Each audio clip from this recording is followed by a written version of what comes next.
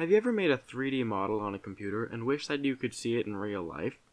Well, turning a 3D model into a real solid object can be done using 3D printers. And in this video, I'm going to show you the step-by-step process of how to do just that. I'm using the Slicer Prusa edition and the Creality Ender 3 printer. What I'm going to be printing today is a little guide to take the plastic and guide it into the extruder. This will prevent the filament from catching and causing failed prints in the future. The first thing you need to do is to import the file into your Slicer program. You have to go up and click Add, and I'm doing the one with the gap right here. It'll just import the file perfectly, and it's just a little small thing that clips on. Nothing too crazy. Got a slight overhang here, not much to worry about. And this nice little detail here. So, the second step you need to do is to configure your settings, which is up here in the tab that says Print Settings. I've already gone through and optimized all of them, but you have layers, perimeters, infill. This is for bed adhesion in case it doesn't stick. I haven't had problems with that yet. Support material for overhangs or spots where it'll print over nothing. You can't do that because printing is laying down layers of plastic.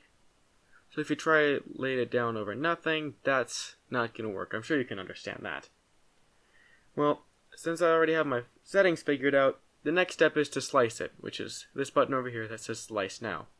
Click that, and it'll just load up, and click Preview. This is how it's going to print. It has all the layer lines, the little overhangs, this gap here, little glitch here, but I can just break that off later if needed. Around here, that always prints just to make sure that the filament is up against the extruder and you aren't going to have missing spots in the print. Also important. But this looks pretty good. Just kind of go over it, kind of scroll through the layers, make sure it's not printing over nothing anywhere.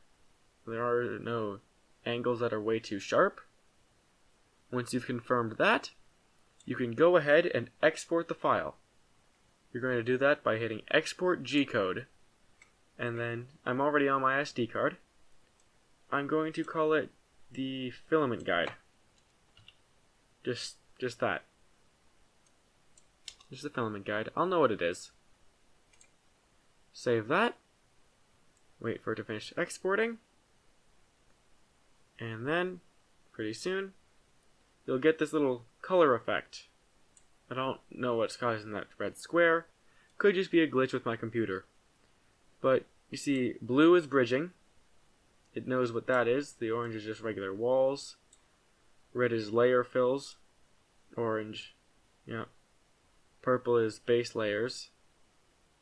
And this brown is the skirt.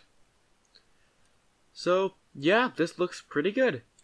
And now I'm going to go over to my printer and show you how to do that. The first thing you need to do on your printer is preheat it. I would suggest doing this while you do all the stuff on the computer so that it's fully heated when you come back. I'm using PLA plastic, so I need to go to Prepare and then hit Preheat PLA, which will set the nozzle to preheat to a certain temperature that PLA will melt best at. While your printer is preheating, you're going to want to auto-home it for leveling later. This option can also be found in the Prepare menu. Auto-homing has two purposes. The first one is so that the printer knows exactly where the nozzle is for printing, and the other one is to set the Z-axis at the correct height for bed leveling, which we'll do next.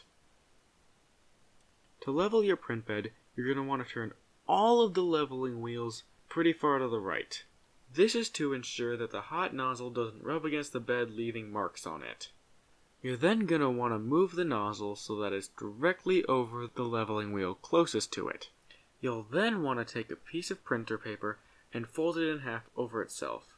You'll then cut out a square and use that to keep the nozzle the same distance away from the print bed on each different spot. You can then wiggle the piece of paper back and forth a little bit while spinning the leveling wheel left.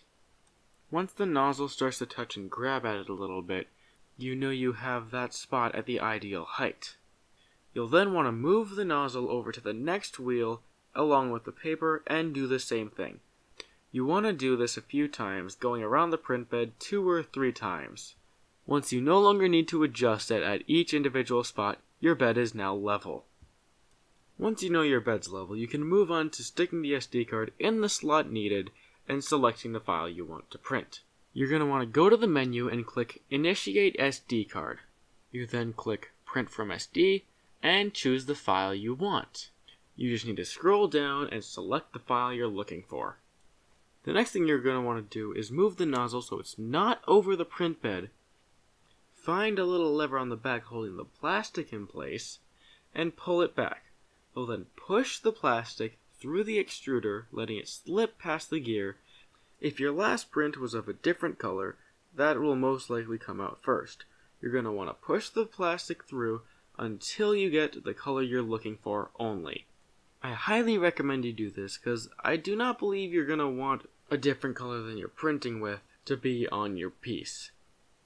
If you've done everything correctly, pretty soon your printer should auto home and then start printing.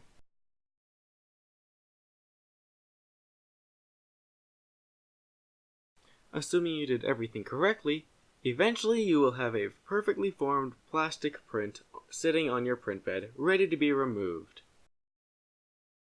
In this video, I've shown you how to take a 3D model from a computer and turn it into a real solid object.